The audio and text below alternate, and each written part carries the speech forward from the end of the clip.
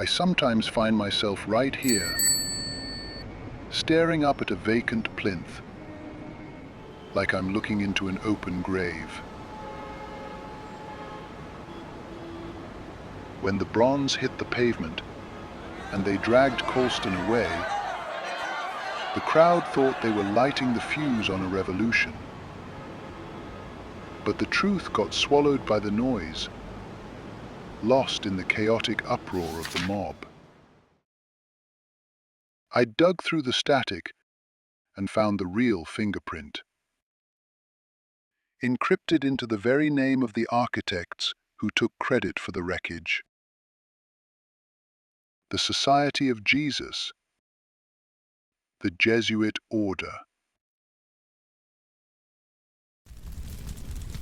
Bristol wasn't built on trade alone. It was built on a schism that tore the very soul of the place in two. Cross against cross, Catholic against Protestant. It's a ledger of ancient, festering grudges in a time of narrow minds and wide pyres, where the thin line between a saint and a corpse was decided by whoever held the torch. In a dark age of religious superstition, where the air grew thick with the stench of roasting flesh, men were given to the flames, burning alive for no crime but denying that a beggar's crust of bread was the literal flesh of the divine. Out of the wreckage of the Reformation, where the old world was being torn limb from limb by new ideas, a different kind of soldier was born. They were the Society of Jesus, a brotherhood forged in the crucible of the crumbling Roman Catholic Church to be the weapon against Martin Luther's rebellion. The removal of the statue seemed to be a righteous act, a cleansing for the good of the city. But salvation doesn't hide in the dark. If they were the saviors, why the smoke and mirrors? Why pin the chaos on Black Lives Matter, letting the streets tear themselves apart in a fabricated war of division? That isn't grace. The twisted irony is that the Jesuits themselves were the same holy men who built their grand cathedrals on the blood money of that brutal trade, reaping the rewards of human misery. The cold, dark water of the harbor didn't wash away any sins that day. When they tipped that heavy metal corpse over the edge, they weren't drowning a slaver. It was a baptism in the dark. They were invoking a ghost older than the city, the hanged man. It's a lineage of sacrifice rooted in the old world, born of Odin bleeding on the tree, draped in the classic red and blue of the ancient tarot. But time repackages these occult truths. There is another martyr trapped in the ink of that card. Martyred in Rome under the Emperor Nero, Saint Peter the Apostle, the first pope of the Catholic Church, faced crucifixion. Yet, feeling unfit to emulate Christ's ultimate sacrifice, Peter himself demanded that his cross be inverted, actively choosing to endure his execution upside down.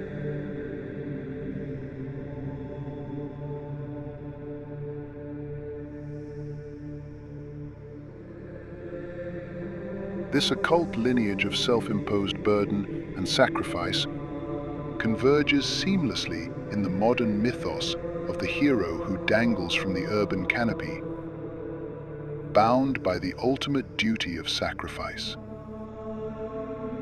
Spider-Man in his red and blue suit, whose real name is, of course, Peter.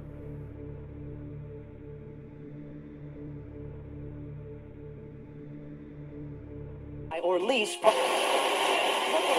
in the morning. And a man have been killed in an explosion after a reported domestic-related incident, police have said. Officers were called to Stern Court Road, Bristol, at 6:17 a.m. on Saturday, 2nd of May. There was an explosion at around 6:30 a.m. shortly before they arrived. Avon and A mother has been charged with the murder of her 3 young children at their home. Yasmin Ali, 43, appeared at Bristol Magistrates Court via video link from a psychiatric unit earlier. It is the first time Ms. Ali has appeared in court since 7-year-old 22 people went on trial in France on Monday on charges of murder and other serious crimes, centred on members of a Masonic lodge accused of running hit squads. 13 of the defendants face life imprisonment. Those in the dock include 2 police officers, a retired... There was a major response from the emergency services in Bath on Sunday evening, 8th March, after a body was seen in the River Avon. Firefighters from Avon Fire and Rescue Service were then seen swimming across the water from their boat. Or lease. There is a sickness woven into the very masonry of Bristol's crooked streets, dictated by an ancient grammar of numbers and glyphs. The Becky Watts case tore the wound open, but the bleeding hasn't stopped. I felt an urge to go back to the crime scene, the haunting certainty that the truth was still hiding there. I tried to walk away from it, tried to scrub the grime off my hands, turn my back to the fog, and pretend the monsters were just shadows. But this city is a jealous, rotting thing. It sinks its wet black claws in and drags you right back down into the dark.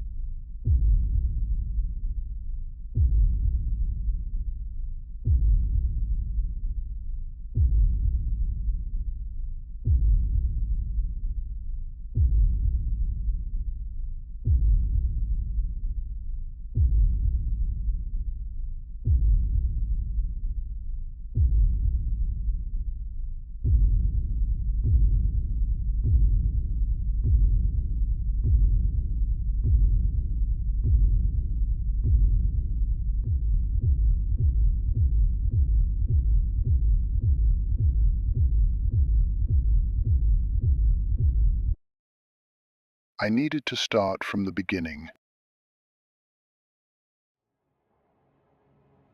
In the bitter winter of 1607, when the ocean rose up like a black leviathan and broke its ancient pact with the land,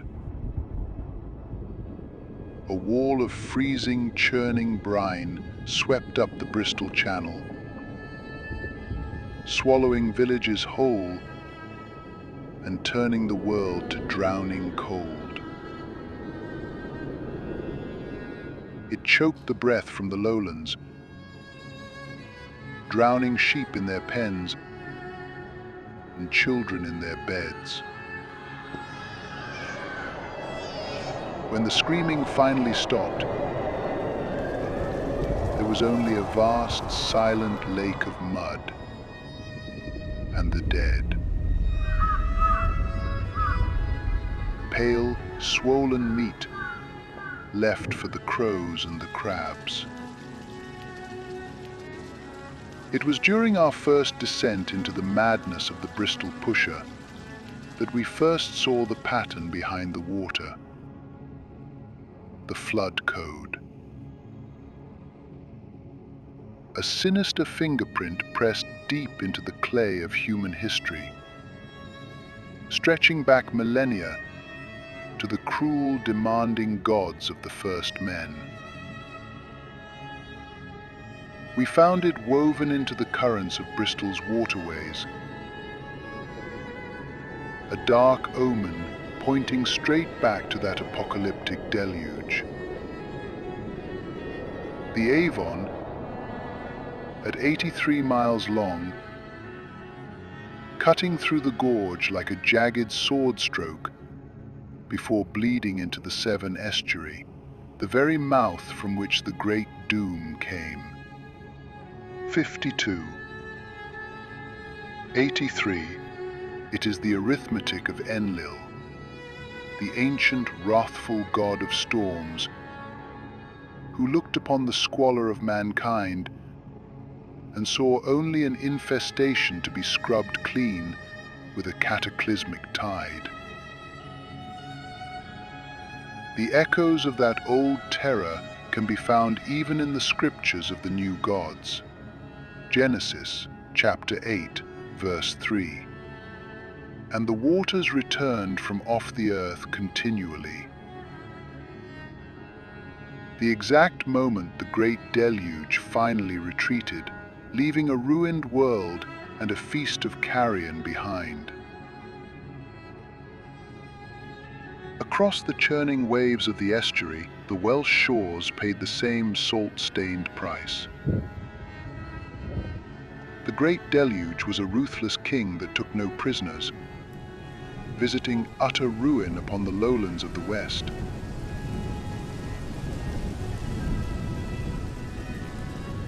To our neighbors, that cursed expanse of water is not the Severn.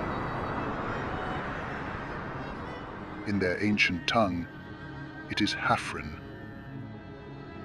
Yet the abyss respects no borders of men. Within it, the flood code, woven directly into the very syllables of the Welsh tongue.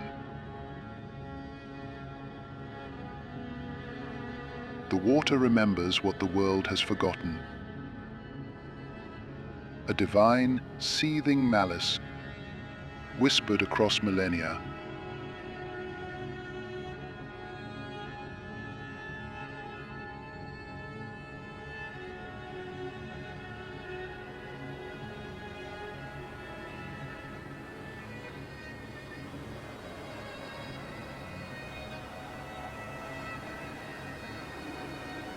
While the Avon parades her muddy, tidal wrath in the daylight, the Frome was entombed alive. Terrified men chained her in brick and concrete, forcing her down into the suffocating dark to swallow the city's filth. She is a blind, subterranean serpent, slithering unseen beneath the cobblestones of the old city and the heavy concrete footprint of the new. I'd followed its meandering course through forgotten passages and drains of the city's bowels,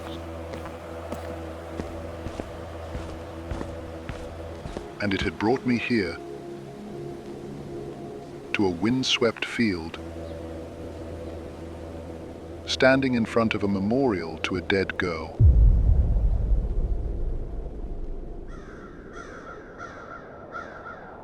It was the Becky Watts case that last pulled me under the black water. It dragged me into an occult sickness, a world operating just beneath the pavement of our polite society. The trail of blood and rusted math dragged us through the weeping sores of Barton Hill, a forgotten place of urban decay. We were chasing whispers in the dark, sigils and ciphers carved into the decaying flesh of the city. It was the arithmetic of the grave that first caught my eye. A twisted, numeric anagram hidden in the name of a butchered girl. She was named for the buried Mother River herself, the Frome. And they had offered her up on the very day the old, forgotten calendars dedicated to the sea god. A child of the water, fed to the tide. But my eyes kept dragging back to the center of the timber. It was gouged deep into the grain, locked like a prisoner inside the carving of a heart. Our last investigation had ended here, staring at the letters of her name like they were blood spatter on a cracked tile floor. And the numbers stared back at us with dead eyes. They made the connection straight to Salacia, the Roman goddess of the black depths, the queen of the drowned. But the heart was the jagged edge of the puzzle that wouldn't fit. A void staring back at me from the dead wood.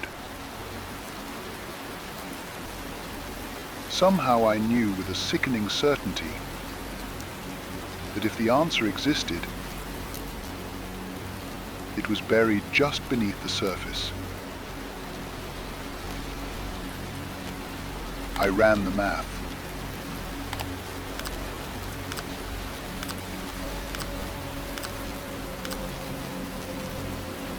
The reverse numeric value of the name Salacia carries a very specific weight, 143.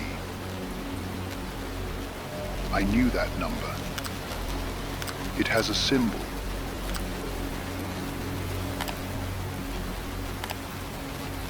The heart.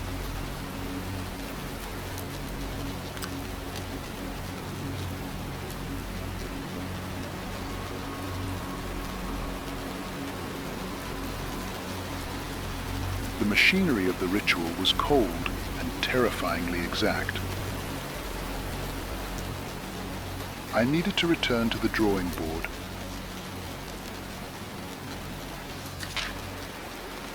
The mirrored name.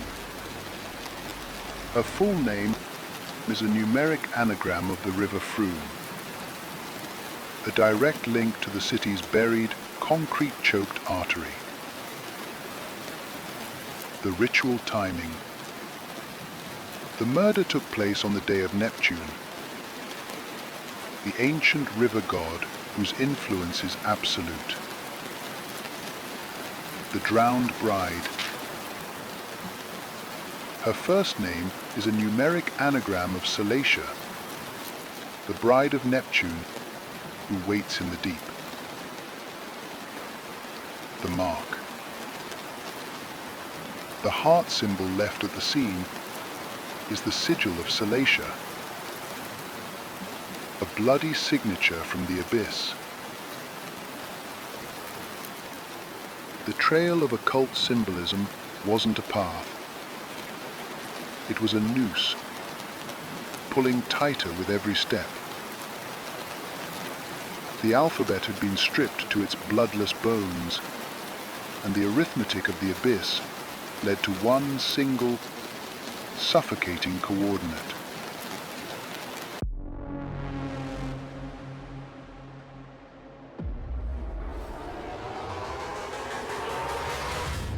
The heart of the city itself,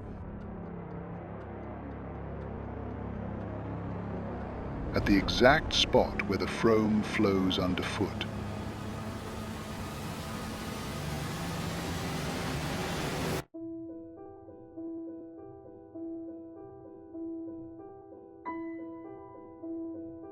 The city council called it revitalization, a monumental 700 square meter splash of paint slapped over the concrete in September 2025 to pretty up the scar where the Frome was buried alive.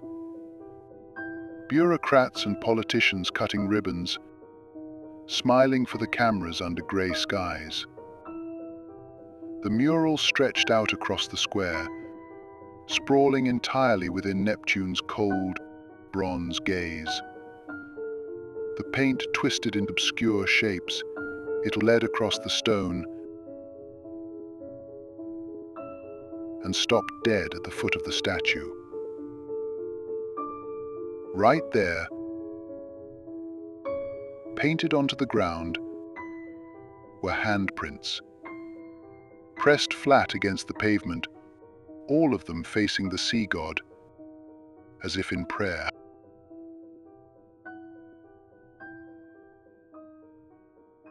The mural, named Our Common Ground, was created by an artist named Ocean Davis Lyons, a man who is apparently keenly aware of the hidden codes of the world.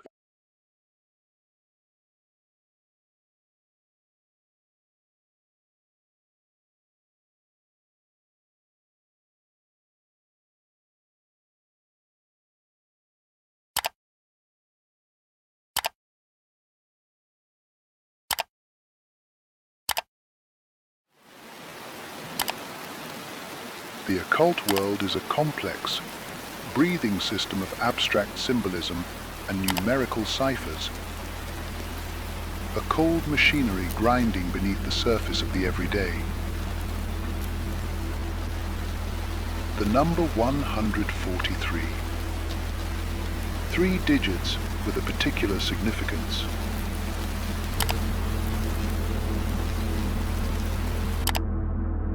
Thousands of years past, whispers of a strange and shadowed mysticism blew in from distant lands.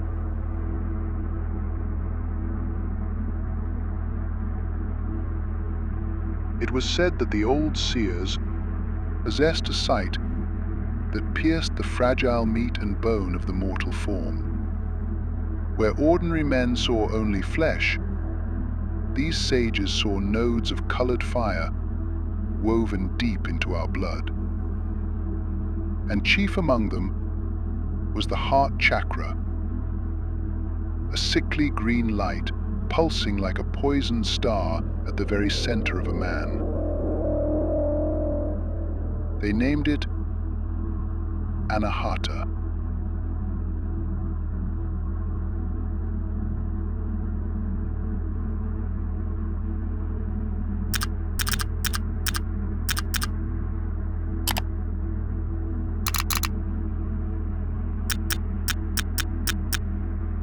It is a perfect numeric match with Salacia, the drowned bride of the abyss, echoing through all 3 of the base ciphers. An ancient resonance, a song humming through the marrow of time and the cold weight of meaning.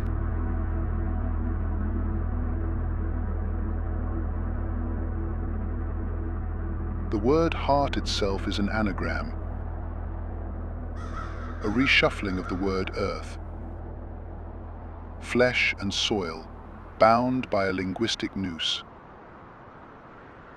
The arithmetic on the name Watts locks into place like a deadbolt. The resonance is identical. A mathematical mirror, hammering home the truth.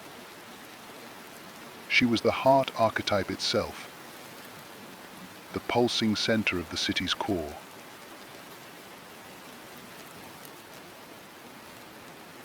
One, 4, and 3 are the exact number of letters in the phrase, I love you. Now that I understood the resonance of the ritual, I couldn't unsee it.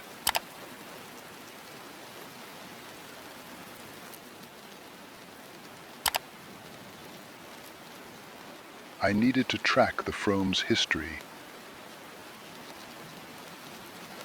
Listen closely the next time you walk through the center of Bristol. Beneath the hum of traffic, and beneath the glaring lights of the center, there is a ghost.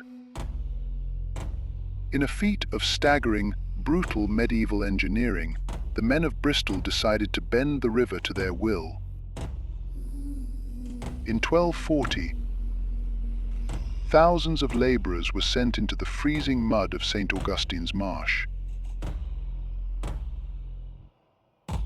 With nothing but wooden spades and iron picks.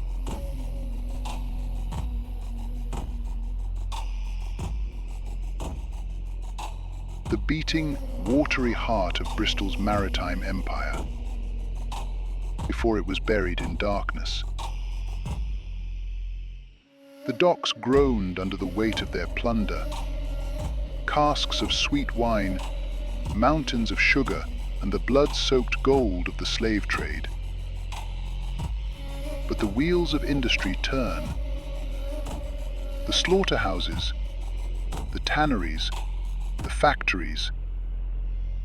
They crowded the banks until the water ran thick and putrid. It bled red with offal, turned black with industrial dye, and choked on the brown filth of a booming, diseased populace. By the mid-19th century, the mother river had become a monster. A festering, cholera-ridden vein they called the biggest open sewer in England. The stench of it dropped men in the streets. The city that had once worshipped the river now sought to erase it. So they buried it. Starting in the Victorian era, massive brick arches were built over the water. The river that had built Bristol was banished to the underworld. By the 20th century, the burial was complete. Broadmead, the centre, and the roads around the hippodrome were paved over its watery grave. It flows in perpetual midnight, winding its way through miles of echoing Victorian brick tunnels, a labyrinth beneath the feet of the living. During heavy rains, the buried river swells in the dark, roaring against its brick confines, a rumbling reminder of its ancient power.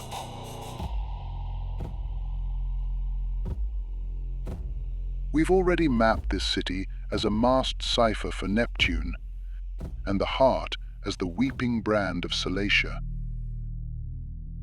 Two ancient horrors intertwining their fingers right over the buried, suffocating throat of the Frome. But the river refused to stay buried. Back in May 1971, the asphalt at Rupert Street simply surrendered. The old stone arch culvert, buried since 1846, gave up the ghost and collapsed, revealing the dark, rushing water waiting patiently underneath. They blamed it on the excavation next door. Men were digging deep, hollowing out the earth to pour the foundations for the new police courts. They tried to build a house of law and order, but cracked the world open to the abyss.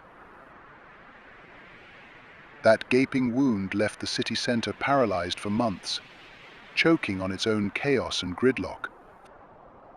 Forced to stare down into the rotting, watery heart it had tried so hard to pave over.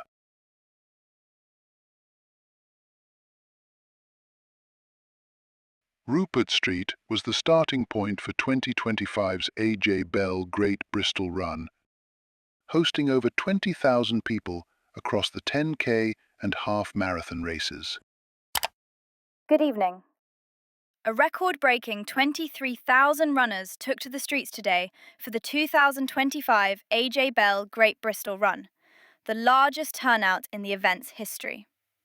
The pack followed a scenic, river-themed route through the Avon Gorge, reaching its furthest point at Sea Mills, before returning to the city centre. However, the day's historic achievement has been overshadowed by tragedy. We have received confirmation that a runner, John Devereux, collapsed during the race and has sadly passed away. While the event raised a staggering £1 million for charity, the mood tonight is one of... The news came later, wrapped in the cold, sterile language of a medical report. Sudden adult death syndrome. Cardiac arrest. A heart attack.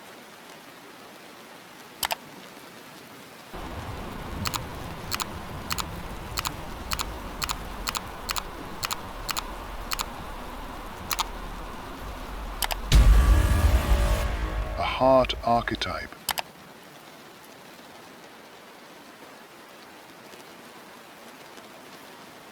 Interestingly, the event marked the end of a 2-year charity partnership with the British Heart Foundation.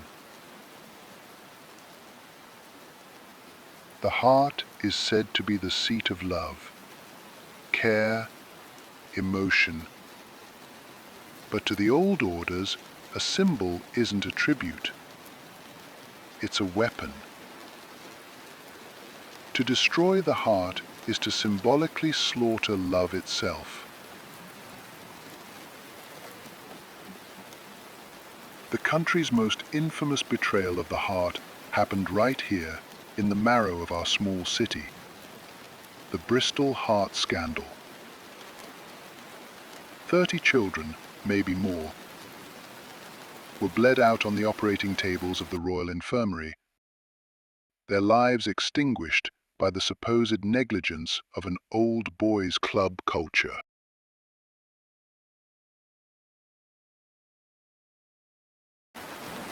Well, Malcolm Curnow, who's one of the parents from the Bristol Heart Children's Action Group, joins us now from the inquiry. Malcolm Curnow, I think everyone can understand the feelings of the parents involved, their anger over the whole situation that has led to this, but what are you actually now hoping will emerge from this inquiry? Well, that's very easy to answer, and that is the truth. There are 3 questions which we would like answered by this inquiry, and that is, 1, why did our children die, or why were they left injured? Why were the children's hearts retained after post-mortem? And what is going to be recommended that will prevent this happening both now and in the future?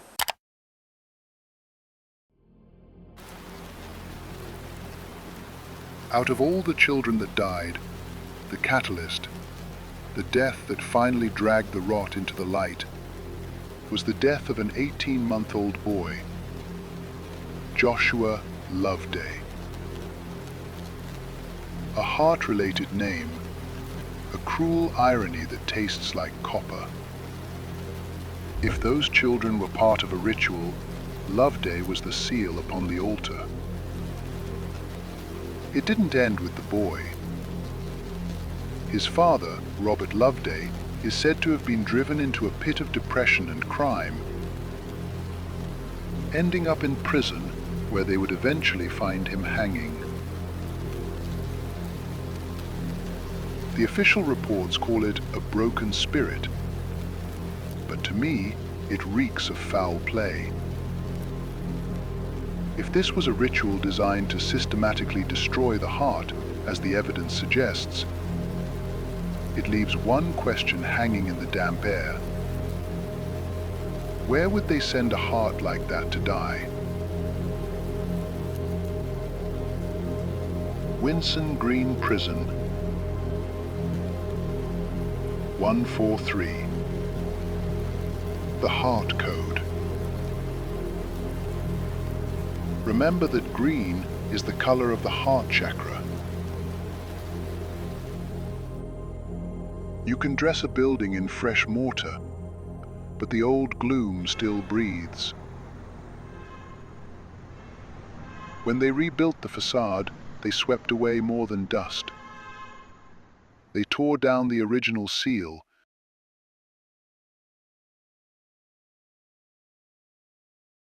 the familiar Bristol unicorn, and the heart.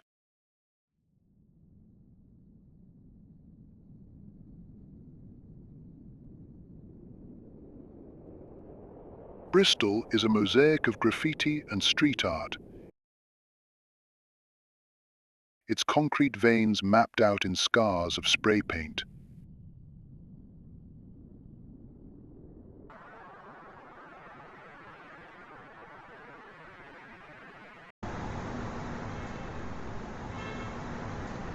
Its most infamous street artist is a ghost, a phantom haunting the heavy grey of the fog, staining the walls with his brand of defiance. He leaves his mark on the cold brickwork, cryptic messages that seem to materialize from the dead of night. Banksy. The heart is a recurring symbol in Banksy's art. He depicts it as a balloon, but the heart in his work is never safe.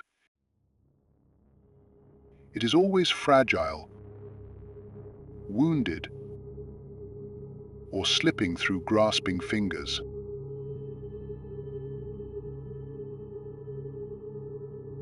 February 13th, 2020.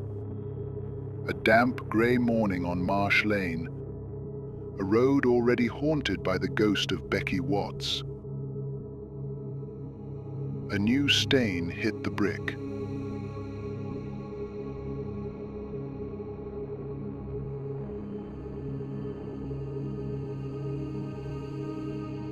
By Valentine's, the phantom Banksy claimed it. Love is in the air.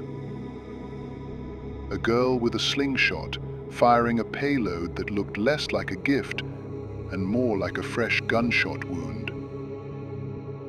The red splatter bled across the house, but the heart, the one thing you'd expect on a day for love, was missing.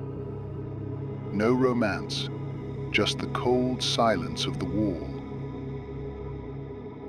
The heart wasn't absent, that was the trick. I was looking for a symbol, but I should have been looking for the remains. The red splatter on that Barton Hill wall, it was the heart itself, caught in the crosshairs and shattered against the brick. On a day meant for love, he didn't give us something to hold. He gave us a heart being systematically destroyed.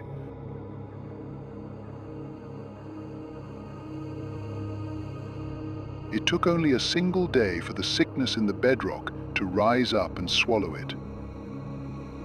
The mural was butchered, defiled with crude, screaming graffiti. But make no mistake, this wasn't random vandalism. It was the intended final act of the play. The heavy, rusted nail hammered into the coffin of love. The filth scrawled across the brick wasn't some petty, drunken grievance hurled at Bristol City Council. It was a wax seal, their own dark signature left bleeding on the wall for those who knew how to read it. And the obscenity? It was written by them and aimed directly at us.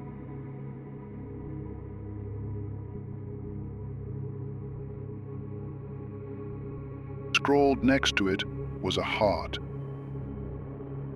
The twisted, mocking thing, a jagged outline that sneered at the wreckage. It was the final punchline. The street sign itself was dragged into the butchery. A knot of red flowers clung to the metal like fresh arterial spray. It was a calculated placement, deliberately blinding the very first letter. What dark cipher was this newly amputated road name trying to reveal?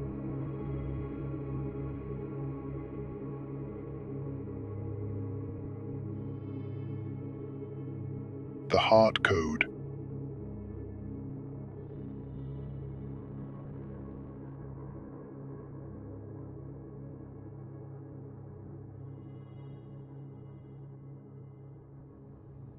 All that remains now is that ruptured heart, bleeding out into the junk and the grime, a casualty swallowed by the rot of the street. But a stain like this doesn't just manifest while the city sleeps. Not without knowledge, not without a nod in the dark. Someone had to invite it in. If this was a ritual, scripted in the cold language of numbers and letters, then the canvas wasn't a coincidence. The house itself had to hold weight. It was the anchor point, marking the exact spot on the map where the message and the masonry became one.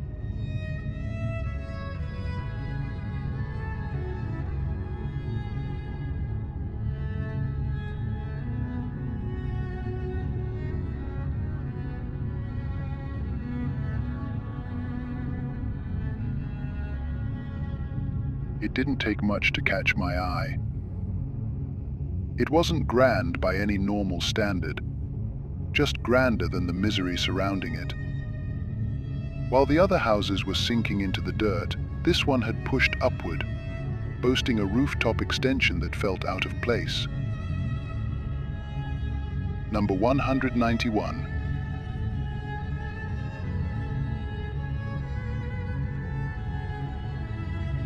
That is the number of the Society of Jesus, also known as the Jesuit Order. Then there was the question of the occupant, the man supposedly sleeping just inches away from the carnage. Edwin Simons.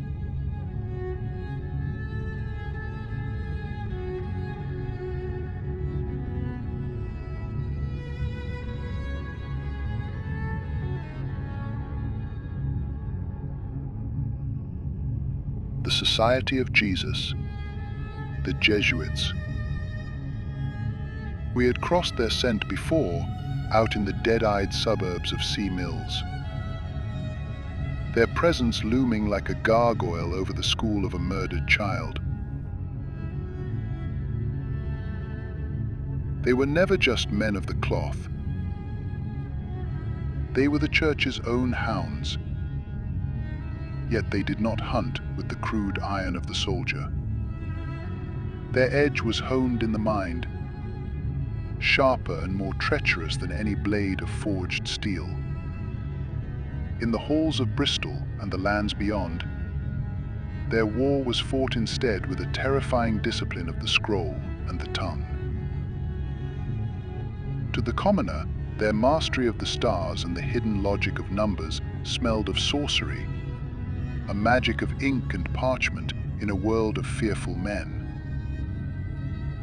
And in the shadows, where the candles flicker low, men whisper of darker things, of nameless gods and blood rites performed in the black of night, a blasphemy hidden beneath the heavy folds of a cross.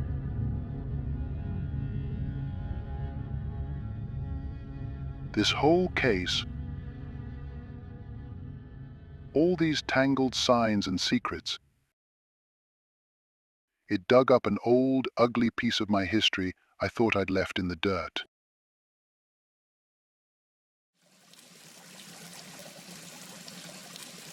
Time doesn't heal wounds. It just lets them fester beneath the skin until the rot reaches your bones. I remember it with the kind of clarity that keeps you awake at night.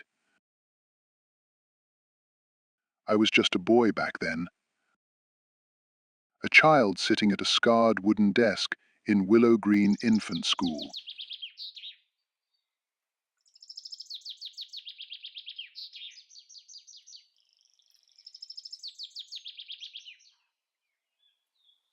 St. Werburgh's was quieter then, a sleepy labyrinth of leafy parks and crooked Victorian terraces in the heavy, soot-stained shadow of the great Brooks factory chimney. We spent our days running feral along the rusted tracks of the railway banks. The summers seemed endless then, a golden, innocent stretch of time before the dark finally crept in. Then came Luke. He was a year or two older, strutting into the schoolyard with the confidence only children possess. Luke James Cann. I still see his face every time I close my eyes. Eventually, we came to blows over nothing, just a sudden scuffle in the dirt. I remember the thud of my knuckles, the sudden smear of bright red blood on his lip. For a split second, the bravado broke, and I saw a tear well up in his eye, a crack in the armor. The teachers dragged us apart. We were hauled aside and made to shake hands. So we did. The blood dries, the anger washes off, and the slate is wiped clean. For 2 days, we were thick as thieves. We played like brothers who had known each other for a lifetime, with countless long summers stretching ahead of us. But the summers never came. The next morning, a relentless, freezing spring rain came hammering down, turning Bristol into a grey, weeping ghost town. And Luke was gone. He vanished playing hide and seek.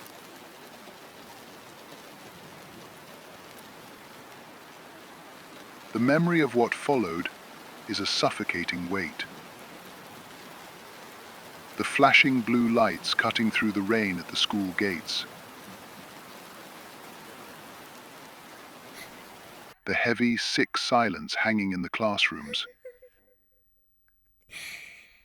The muffled, agonizing sound of a woman sobbing in the hallway.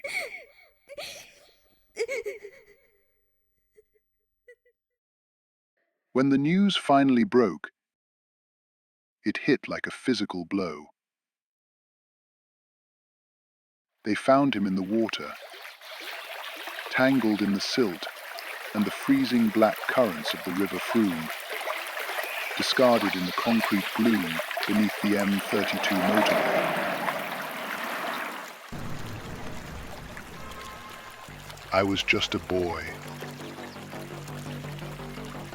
but I felt a piece of my humanity drown right alongside him. It stained my soul. I would later come to learn that the water in this city doesn't just flow, it feeds.